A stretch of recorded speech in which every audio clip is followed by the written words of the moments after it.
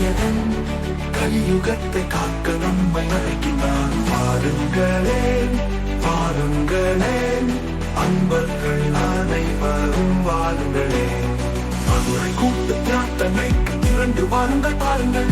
பாவ விமோசனம் கிடைத்திட பாவநாசத்தில் தொடங்கினார். மனிதர்கள் தீமைகள் எல்லாம் தீர்ந்திட திருவண்ணாமலைக்கு அழைத்திட்டான். அந்த ஆறுமுகனின் அன்பானவள் அகிலத்தை காத்திடவே, மனிதர்களின் கர்மாவை போக்கிடவே, கலியுகத்தை காத்திட சிவபுராண கூட்டு பிரார்த்தனை பாடிடவே.